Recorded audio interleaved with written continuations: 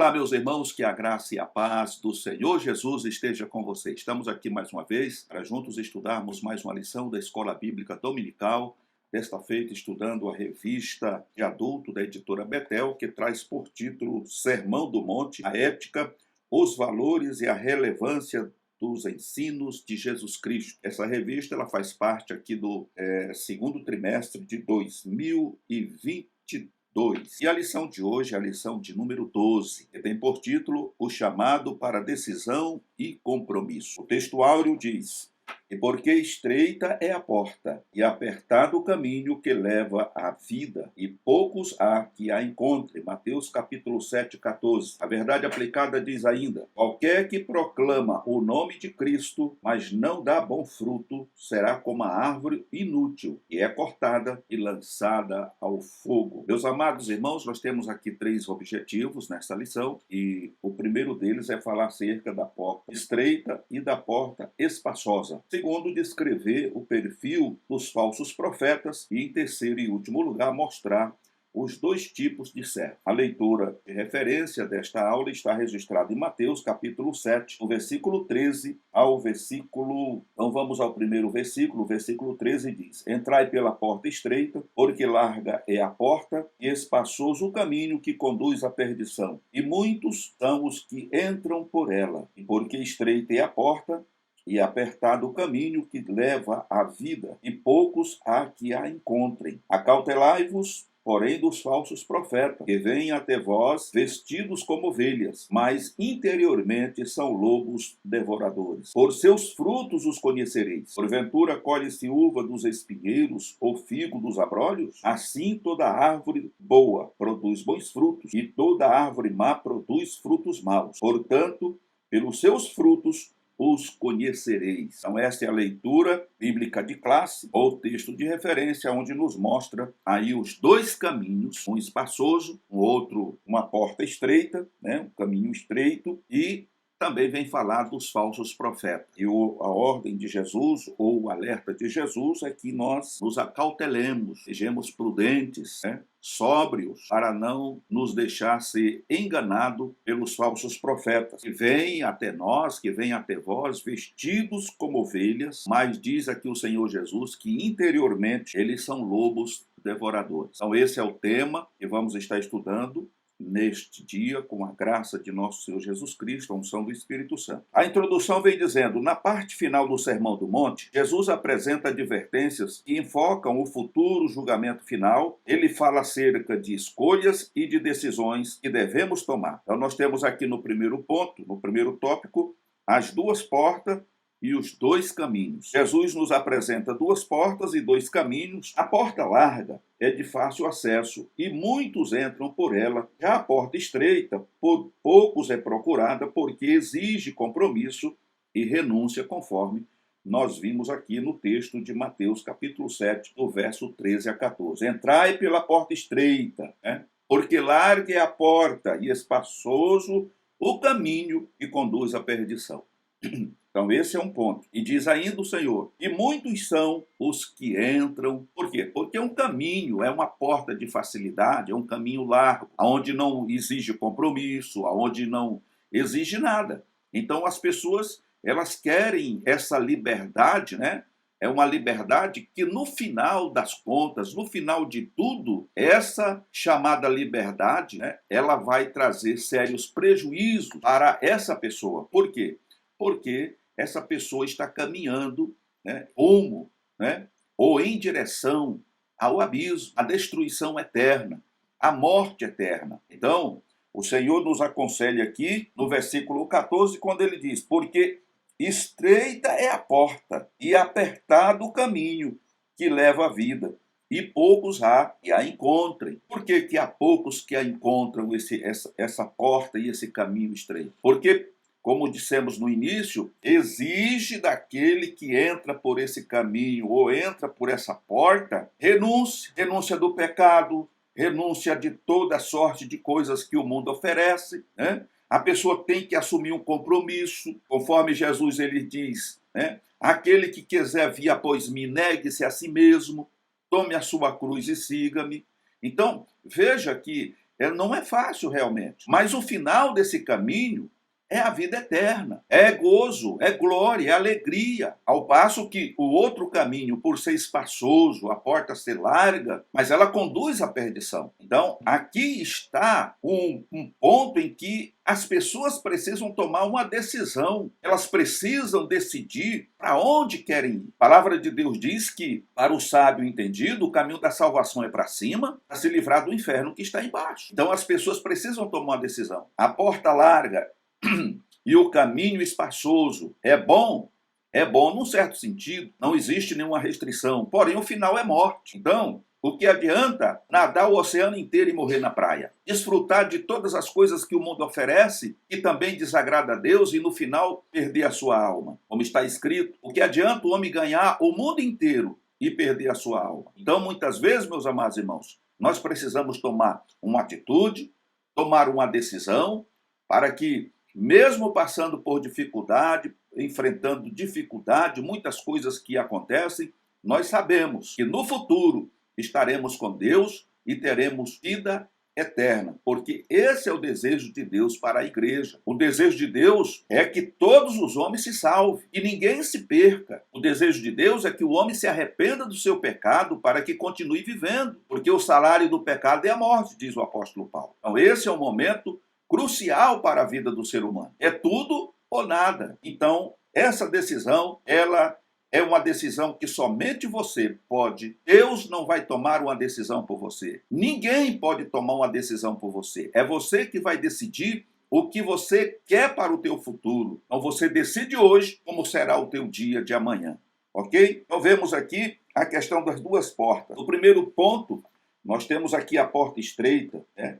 E diz aqui o comentarista que frequentemente ouve-se a expressão: não importa a religião que se segue, todos os caminhos levam a Deus, todas as religiões são boas. Tais expressões são incompatíveis com os ensinamentos de Jesus. A Bíblia só fala de um caminho para a salvação, e esse caminho é estreito. A estrada que conduz à vida está aberta a todos, mas quem decide trilhar esse caminho tem que se submeter ao rigor das exigências.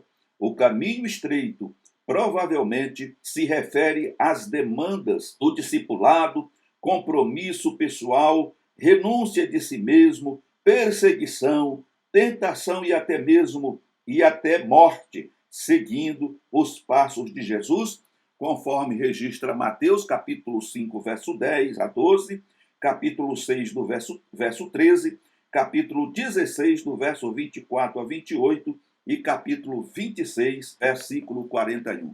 Então, nesse tópico aqui, nós vemos que não é fácil seguir Jesus. É complicado. É complicado porque, como diz Paulo, primeiro você tem que morrer para as coisas mundanas. Você tem que ser crucificado com Cristo, ser sepultado, para depois, ressurgindo, né? Quando fala sepultado nas águas, fala do batismo, do testemunho pessoal, da decisão que você tomou, e aí, quando você é tirado das águas, você simbolicamente está ressuscitando para viver em novidade de vida, porque todos os teus pecados foram perdoados, porém não terminou a peleja. Seguir a Jesus demanda algumas dificuldades, conforme o comentarista diz aqui, precisa assumir compromisso, renúncia de si mesmo, vai passar por perseguição, vai ser tentado e muitas vezes vai ser até assassinado ou morto por amor ao Evangelho, por amor a Cristo. Mas seguir os passos de Jesus é exatamente o que eu falei a princípio, né? É renunciar a si mesmo, tomar a sua cruz de responsabilidade e seguir após o Mestre. Jesus nunca,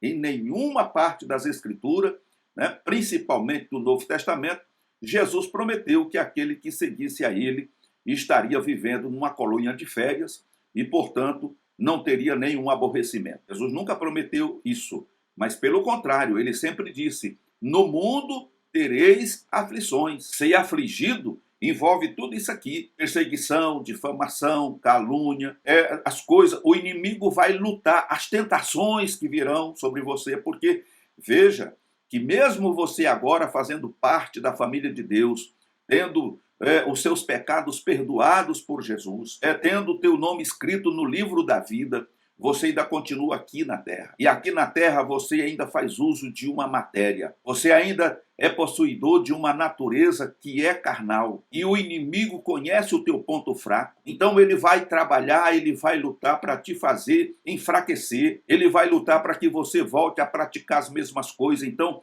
começa uma luta exatamente nesse ponto. Essa guerra é você que vence com a ajuda do Espírito Santo. É a renúncia. Eu estou com vontade, mas eu não vou fazer isso, porque agora eu já não vivo, mas Cristo vive em mim. Então você vai ter essa peleja diária. O inimigo não vai desistir de você. Mas enquanto você estiver firme na presença do Senhor, o inimigo não vai poder tocar em você. Ele não desiste, mas não pode tocar. Então ele vai jogar os laços, porque ele conhece você e sabe quais são os teus pontos fracos. É por isso que você precisa renunciar e assumir um compromisso de verdade diante do Senhor Jesus. Esse é o primeiro ponto. Mas o resultado final desta guerra, desta luta ao lado de Jesus é a vitória, porque Jesus, ele venceu. No mundo tereis aflições, mas tende ânimo. Eu venci. Então isso é importante. Quando a gente olha para as Escrituras e lembra do que o Senhor Jesus falou, ele enfrentou essas dificuldades. Então eu não sou o primeiro a estar passando por elas, porque Jesus já passou. E o alento que ele me traz é que ele venceu. E se ele venceu, eu também posso vencer. Em nome do Senhor Jesus. Louvado seja o nome do Senhor Jesus para todo sempre. Meus amados irmãos, vamos ao ponto 2. Ao ponto 2 diz, falando aqui sobre a porta larga. Vejamos o que diz aqui.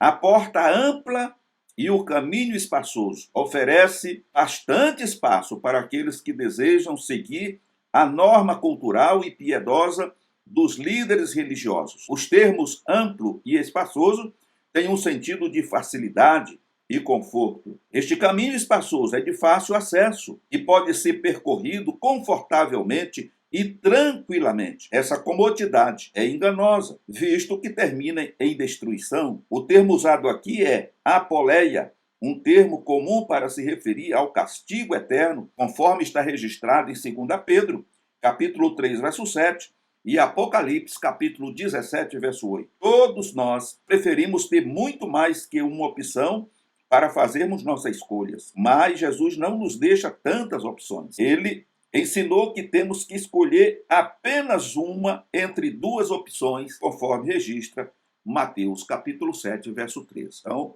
a opção está diante de nós. E você, como dissemos, é quem vai decidir se vai entrar pela porta larga e o caminho espaçoso, ou se você entra pela porta estreita e vai trilhar pelo caminho estreito. Como a gente já costuma dizer, né? E muitas pessoas falam isso, muitos pastores, pregadores, eles costumam dizer sobre isso, que nessa porta e nesse caminho estreito não entra bagagem. No caminho largo, na porta larga, no caminho espaçoso, melhor dizendo, qualquer tipo de bagagem você pode carregar, não tem problema nenhum. O fim é o castigo eterno, é a destruição. Então nós estamos nesse trimestre estudando essa lição, alertando aqueles que têm brincado de ser cristão, ou de ser simplesmente um religioso. Como vimos aqui no início, que para muitos, eles acham que toda religião é boa e que todo caminho leva ao céu e etc, etc. E isso é uma mentira do diabo, porque só existe um caminho que leva à salvação e outro que leva à perdição. Só existe dois caminhos, é um para cima e o outro para baixo, como está registrado em Provérbios. O Salmo, o provérbio, quando diz assim, que para o sábio entendido, o caminho da salvação é para cima, para se livrar do inferno. Inferno aqui, ele fala de morte, de sepultura, e também fala do abismo, fala do abismo, do Seol e por aí afora. Então, para o sábio, o caminho da salvação é para cima, para se livrar das coisas ruins que estão aqui. E o Senhor Jesus, ele fala nesse capítulo 7 de Mateus, conforme vimos aqui no texto, é que nós precisamos fazer uma escolha. Nós não podemos estar achando que as religiões são boas e que toda religião leva a Deus e que todo caminho leva a Deus. É preciso tomar uma atitude. Jesus é o caminho, a verdade e a vida, e ninguém vem ao Pai se não for por Jesus. Então ele é o caminho, ele é a verdade. É complicado? É complicado. É difícil a caminhada? É difícil a caminhada, porque não entra bagagem, né? Ali, aquele caminho, aquela porta é para os salvos, é para as pessoas que realmente querem e assumiram um compromisso de abandonar o pecado, de abrir mão das coisas imorais desta vida, para seguir o Mestre e obter da parte dele a vida eterna. E, aliás, essa vida eterna está garantida por intermédio do seu sacrifício. Quando ele tomou sobre si os nossos pecados, as nossas dores, as nossas enfermidades, ele também estava cancelando a dívida que nos acusava e que nos levava diretamente para o lago de fogo. Então fomos resgatados das mãos do inimigo. E agora, quando aceitamos, reconhecendo o seu sacrifício, nós temos os nossos pecados perdoados, o nosso nome escrito no livro da vida e fazemos parte agora da família de Deus, nos tornamos filhos de Deus por adoção, herdeiros de Deus e co-herdeiros com Cristo. Mas é preciso pagar um preço. Assim como Jesus enfrentou o pecado, foi tentado em tudo e não pecou, nós também temos que fazer a nossa parte, porque Jesus não era Deus aqui na terra, fisicamente falando, ele se encarnou, se tornou homem como nós, passou pelas dificuldades que passamos, e ele diz, em outras palavras, ele diz, no mundo eu tive aflição, mas eu venci. E aí, conforme está escrito assim, no mundo tereis aflições, ele fala para nós, mas tenha ânimo, tenha bom ânimo, eu venci. Então ele está dizendo, eu passei por aflição, mas eu tive ânimo e venci. Louvado seja o nome do Senhor. Então é preciso fazer essa escolha. Então precisamos tomar uma atitude para que não venhamos ser deixados para trás na volta do Senhor Jesus. No terceiro ponto, vem falando aqui sobre a questão das pessoas que decidem entrar por essa porta e trilhar por esse caminho que é estreito.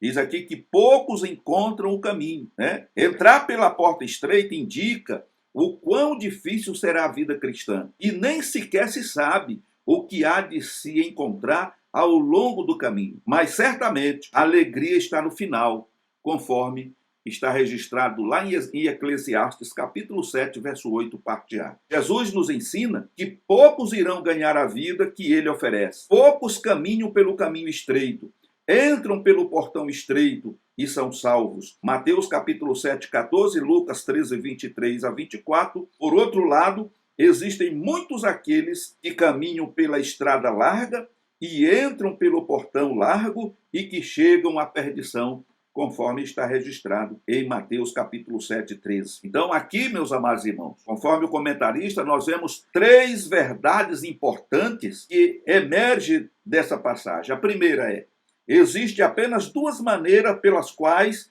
alguém pode andar, né? Pode andar. Uma leva a vida e a outra a perdição, conforme registra Jeremias, capítulo 21, verso 8. Né? Segundo, todos os homens devem escolher um desses dois caminhos. Não existe a menor sugestão no Novo Testamento de uma terceira via ou da possibilidade de neutralidade. Então não existe isso. Nós vemos aí que a política criou uma terceira via.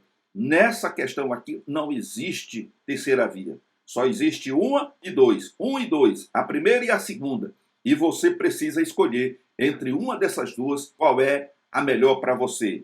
Terceiro, o caminho que conduz à vida é mais difícil e são poucos os que o escolhem. Por outro lado, o caminho espaçoso é mais fácil e atrai a maioria das pessoas.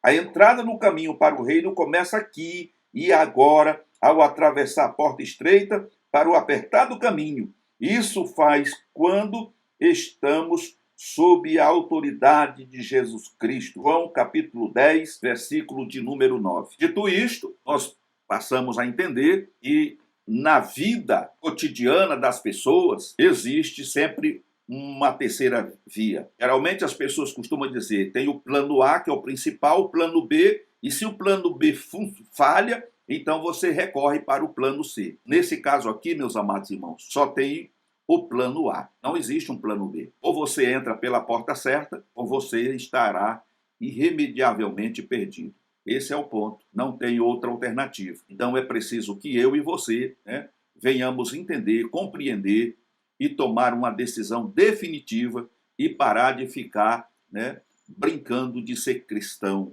ou de ser religioso, deixar de ser um crente nominal. É você que decide para onde você quer ir, aonde você pretende passar a sua eternidade. Você quer passar a sua eternidade com Deus ou com o diabo?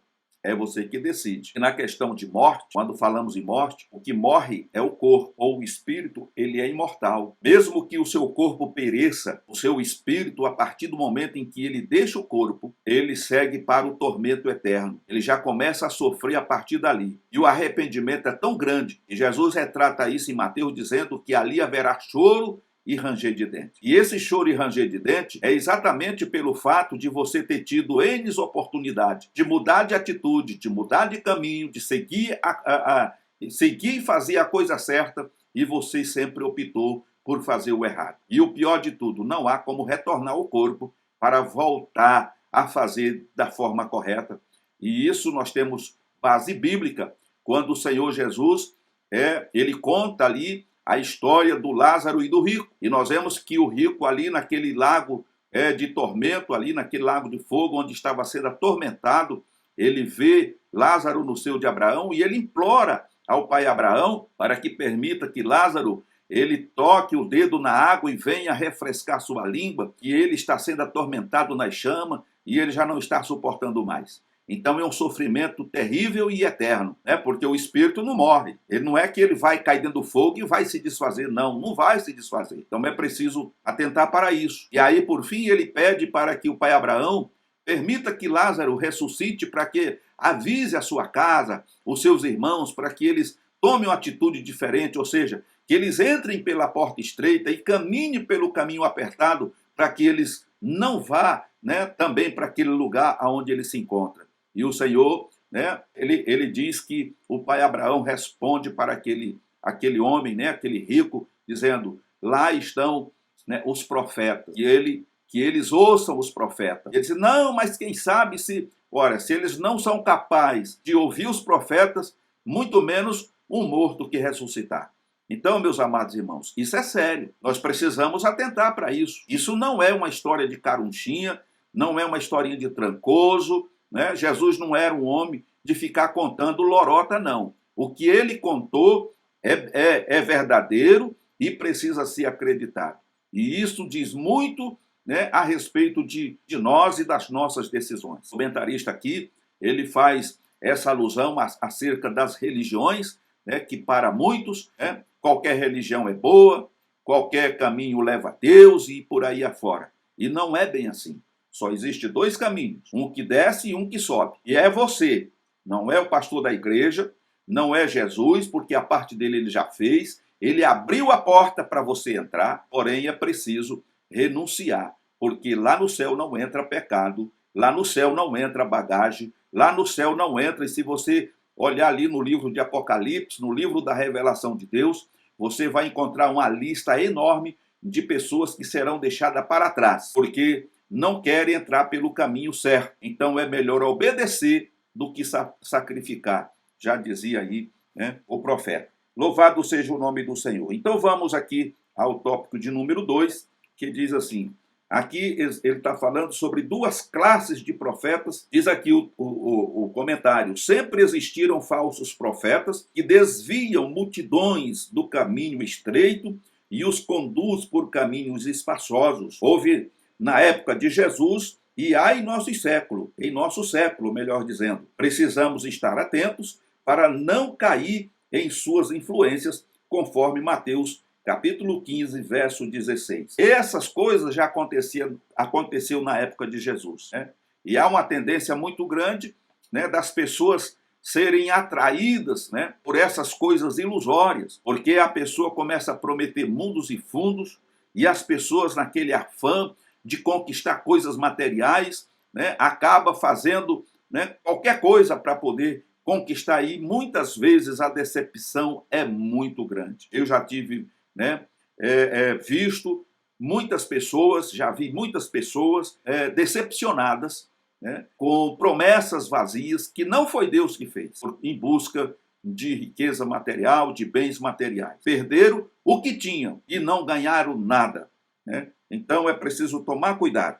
Então nós vemos aqui no primeiro ponto, aonde está falando sobre os falsos profetas. Então, em nosso século, com o potencial dos meios de comunicação, como jornais, revista, rádio, TV, vídeos, satélites e o lucro financeiro que essas mídias representam, proliferam mais do que nunca os falsos profetas. Cada um proclama que só ele tem a última palavra de Deus, ou o remédio absoluto para todos os males econômicos, políticos, físicos e espirituais. Eles não apenas confundem a porta para entrar no caminho estreito, mas também tornam difícil permanecer nele. O maior perigo dos falsos profetas consiste no fato de que seus ensinos costumam conter alguns elementos de verdade e eles parecem atraentes e envolventes às multidões que, em sua maioria, não têm suficiente discernimento espiritual.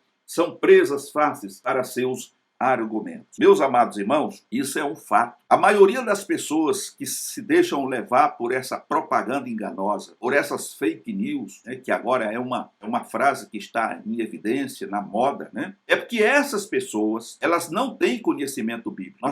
Nós estamos vivendo numa época em que a maioria dos cristãos, eles só conhecem a Bíblia da capa de um lado e a capa do outro, mas não conhecem o conteúdo que está dentro daquelas duas capas. Eles utilizam a Bíblia simplesmente no dia e na hora que vão à igreja cultuar ao Senhor. Eles não são como os crentes de Bereia, e no momento em que estava se pregando a palavra, eles estavam ali conferindo para ver se aquilo que estava sendo dito tinha alguma coerência ou tinha alguma base bíblica. Então, muitos crentes, eles não têm conhecimento de Bíblia. Então, essas pessoas se tornaram presa fácil a esses lobos devoradores, a esses falsos profetas. Por outro lado, nós temos aí uma dificuldade muito grande no que diz respeito à teologia, porque hoje nós temos a teologia da prosperidade, mas muitas pessoas também, por falta de conhecimento, ataca a teologia como sendo ela toda ruim. E a teologia, nós sabemos que ela nada mais é do que um estudo sobre Deus. A pessoa que estuda teologia, ele está conhecendo Deus. No entanto,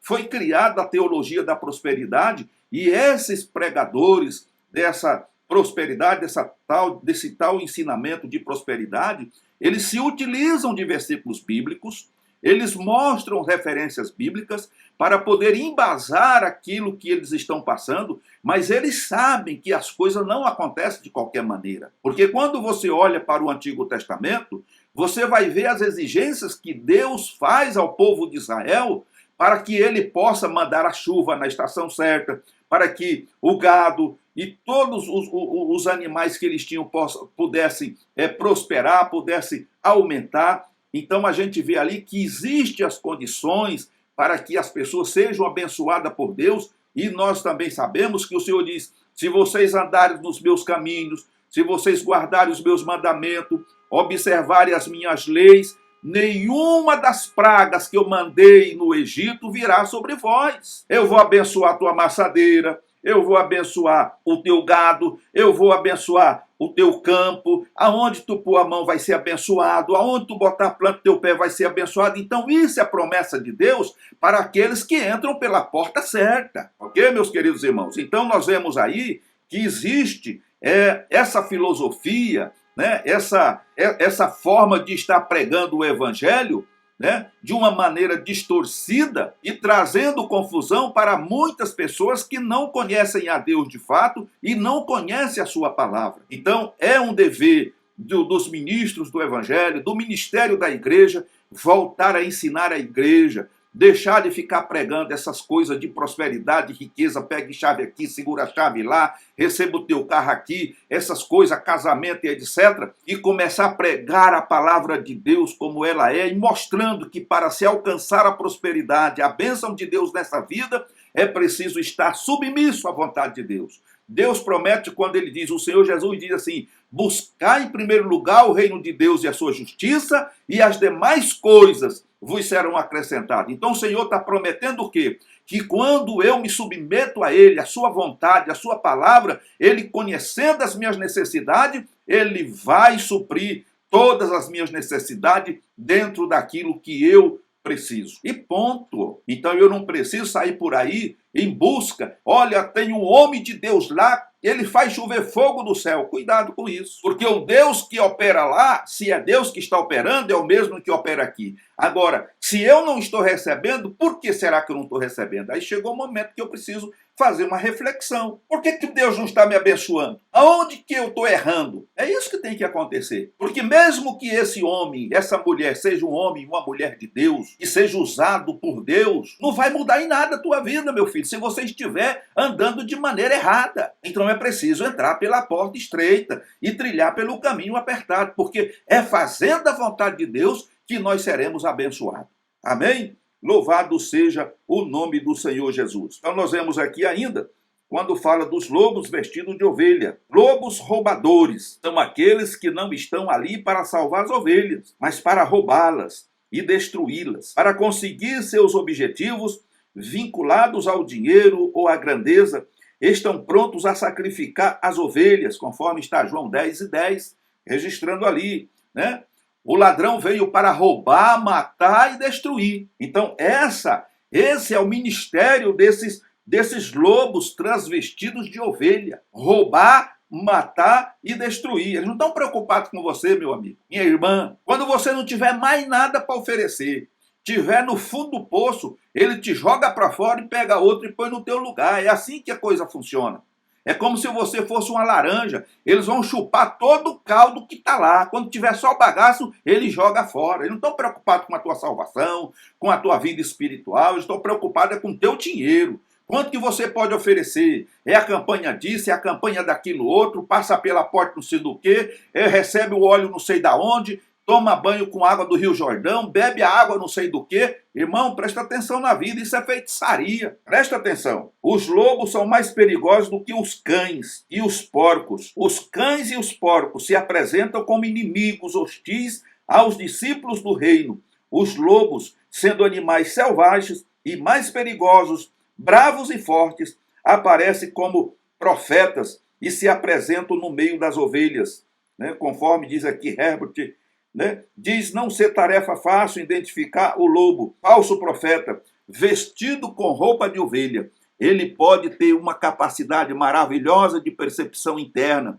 como Balaão, e pode fazer maravilhas como Simão, o mago, ou como Satanás, aparecer como anjo de luz. Só existe uma forma de identificá-los pelos seus frutos. Mateus capítulo 7:16. Então está aqui, diz que quando o avisado, né, vê o mal, se esconde, mas o tolo deixa se arrebentar, deixa quebrar a cara. Então você está sendo avisado hoje, irmão. Você que tenha deixado a sua congregação, o local onde o Senhor te plantou e tem andado atrás desses movimentos, né, de mentira, de engodo, cuidado, porque você vai quebrar a cara e não vai demorar muito. Cuidado para você não perder a sua salvação. Cuidado para você não perder até aquilo que você pensa que tem. Busque o Senhor. É diante de Deus, desse Deus que você, né, foi recebido, né, por intermédio de Jesus Cristo. É Ele que pode te abençoar. Amém? Louvado seja o nome do Senhor. Por seus frutos conhecereis. Os frutos são uma metáfora sobre o caráter e a conduta. Não importa o que uma pessoa possa afirmar sobre si mesma, seu verdadeiro caráter acabará se revelando. Se são profetas falsos, são árvores corruptas e não podem produzir frutos. Mateus capítulo 7, verso 16. O falso profeta pode vestir-se como um profeta verdadeiro e falar como um profeta, porém a vida da alma não pode sustentar-se com os frutos falsos que oferece o profeta que não o é. A verdadeira prova de qualquer ensino é se alimentar e fortalecer ao homem para suportar as cargas da vida e percorrer o caminho conforme a palavra de Deus. O defeito fundamental do falso profeta é o interesse pessoal. O falso profeta não ensina pelo que possa oferecer a outros, ensina pelo que pode conseguir para si. Então, é aquilo que nós já acabamos de dizer. O falso profeta, ele não está preocupado com o que há de bom para você. Por exemplo, ele não está preocupado em te trazer palavras de vida eterna, consolo. Ele não está preocupado com a tua vida material. Ele não está preocupado com a tua vida espiritual. ele está preocupado em ver o que você pode oferecer, quanto você pode dar. E isso virou uma mania, virou moda. Tem denominações por aí, irmão, que não dá nem para passar na porta porque as pessoas já estão ali pedindo a oferta, o dízimo, o dinheiro para a campanha disso, o dinheiro da campanha daquilo. É uma coisa de doido. Então é preciso vigiar na terra, irmão, porque os lobos estão por aí, os falsos profetas estão por aí, e eles não estão preocupados com a tua salvação, não. O verdadeiro pastor, aquele que foi chamado por Deus, ele está aqui para apacentar a igreja, as ovelhas, cuidar das ovelhas, preparar as ovelhas para apresentar diante do Senhor, como diz Paulo, quando ele diz que estava preocupado com a igreja. E a preocupação dele era uma preocupação de pai, em poder, no dia em que o noivo chegar, apresentar uma noiva imaculada, virgem, para poder entregar ao marido, que é Jesus Cristo. Então esse é um verdadeiro pastor. É aquele que zela por você, que te mostra o caminho certo, que te orienta na maneira como você deve andar. Esse é o pastor correto. Mas fora disso, é tudo obra satânica, é obra maligna. Então você precisa fugir daí. Deus abençoe você. Vamos aqui ao tópico de número 3, que diz: os dois tipos de servo. Jesus está mais atento ao nosso caminhar do que ao nosso falar. Nesse ponto da lição, Jesus apresenta dois tipos de servo para nos ensinar acerca do dizer e do fazer. Primeiro, a obediência é visto de entrada nos céus. Então, nós já falamos sobre isso. Obedecer é melhor do que sacrificar. Por quê? Porque a obediência, segundo o que Jesus está falando, ele é o visto, é o passaporte para entrarmos no céu. Sem obediência, nós não vamos para lugar nenhum. Então veja, não é difícil aprender um vocabulário religioso, memorizar e recitar versículos bíblicos e até cantar mundo afora. Porém, o teste final não será aquilo que pensamos acerca de nós mesmos, ou o que os outros pensam de nós, mas sim o que Deus dirá. E tem tanta gente preocupada com o que os outros estão pensando ou estão dizendo dela, mas a preocupação aqui não é o que eu penso acerca de mim, o que os outros pensam acerca de mim, mas é o que Deus vai me dizer naquele dia. E a única maneira de não fazer parte desse julgamento condenatório é fazendo a vontade de Deus. A prova da verdadeira fé em Cristo é a obediência à sua vontade. Jesus apresenta dois tipos de servos: aquele que teve cuidado de descobrir e cumprir a vontade de Deus e o que apenas viveu enganando a si mesmo, conforme está registrado em Mateus, capítulo 7, verso 21.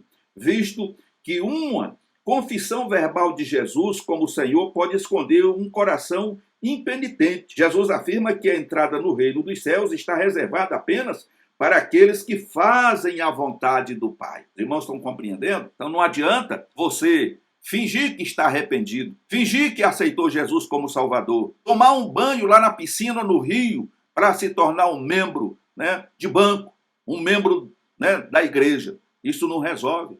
Porque o Senhor conhece a verdadeira intenção do coração do homem. Então o Senhor te conhece, o Senhor me conhece, o Espírito Santo sonda.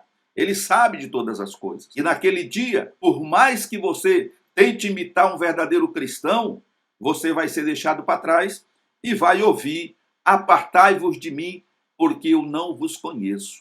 Ah, Senhor, mas eu a vida inteira te servi, estive na tua casa, preguei, cantei, orei, profetizei. Apartai-vos de mim, malditos, para o fogo eterno. Por quê? Não é simplesmente ter uma carteirinha de membro, não é simplesmente frequentar uma igreja que vai te fazer, que vai te fazer apto a entrar no reino dos céus, mas é obedecer ao Senhor, obedecer a sua palavra, guardar os seus mandamentos, seguir após os passos de Jesus. É como ele diz: renunciar a si mesmo, renunciar ao mundo, o pecado, a imoralidade, a prostituição, o adultério e tudo isso, e tudo mais, para poder um dia entrar no céu pela porta. E, aliás, essa porta é Cristo. Não existe outra. Lá não existe essa de: eu não entro pela porta, mas eu vou entrar pela janela. Vou pular a janela, vou pular o muro. É impossível. Ninguém consegue pular o muro lá. Ninguém consegue entrar pela janela. A porta é Jesus. O caminho é estreito e a porta é também. Não pode seguir bagagem. Para uma viagem que você faz aí, dependendo se for dentro do país ou para outro país, você leva várias malas,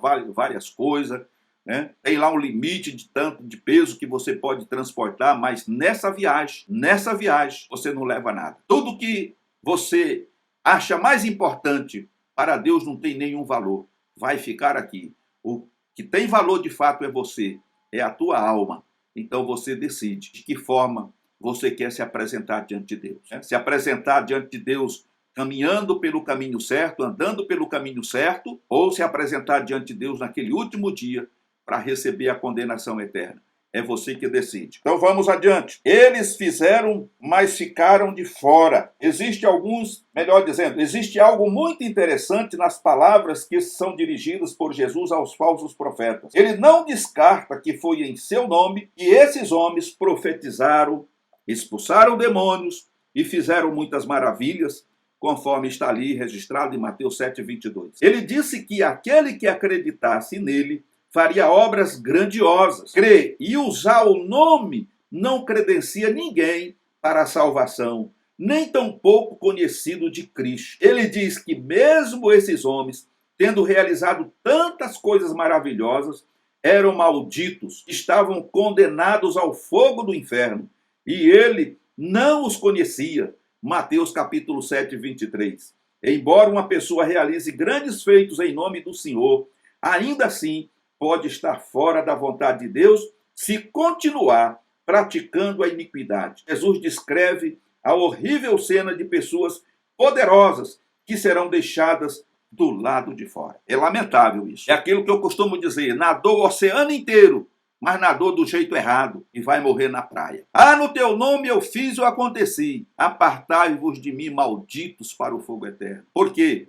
Porque conforme vemos aqui, de acordo com o que o comentarista diz, e se você ler o texto, você vai chegar nesse entendimento também, acreditar em Jesus e usar o nome do Senhor Jesus tem poder. E muitas pessoas usam o nome do Senhor Jesus e conseguem realizar grandes proezas, mas ele não tem compromisso com o Senhor, conforme está registrado aqui. É por isso que essas pessoas vão ser deixadas para trás. Porque o interesse delas, irmãos, era outro. O interesse deles era simplesmente com as coisas materiais, né, dessa vida. Era um enriquecimento, ficar rico. É como construir uma pirâmide. Eles ficam lá no topo da pirâmide, lá no topo, e tem aqui por baixo uma grande massa de pessoas para sustentá-lo.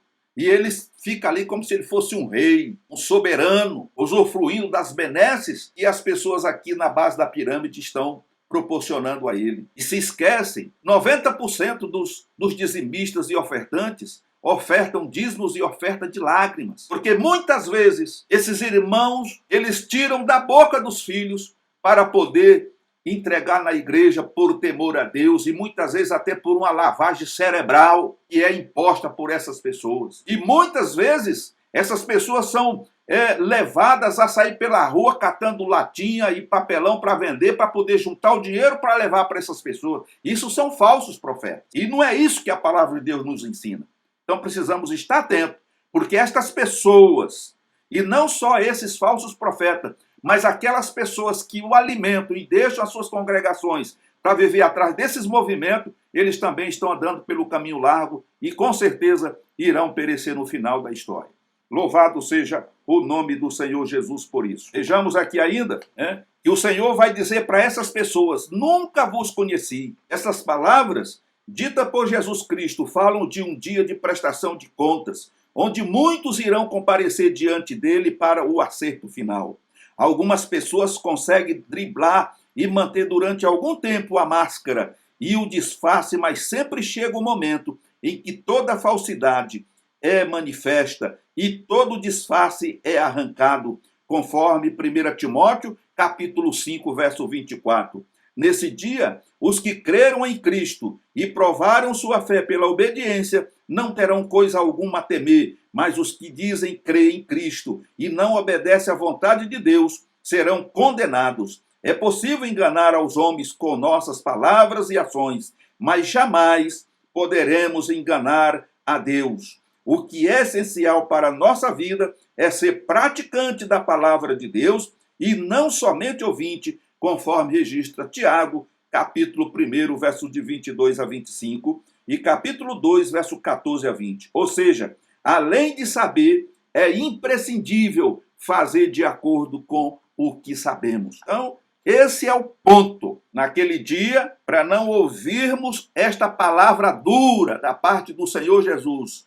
Nunca vos conheci. É necessário que nós entremos pela porta estreita agora e caminhemos pelo caminho apertado, abandonando e abrindo mão de todas as coisas que não agradam ao Senhor, porque é somente dessa forma, como diz aqui, sermos praticantes da palavra e não somente ouvinte, porque, como já disse e repito, obedecer é melhor do que sacrificar. Louvado seja o nome do Senhor. E naquele dia, se nos mantivermos firmes e fiéis ao Senhor, nós ouviremos uma outra palavra que é: vinde benditos do meu Pai e possuí o reino por herança, que vos está preparado desde a fundação do mundo. Louvado seja o nome do Senhor para todo sempre. Portanto, meus amados irmãos, eu acredito, sem sombra de dúvida, que a lição de hoje, ela não é mais e nem menos do que uma grande advertência, um alerta para o povo de Deus,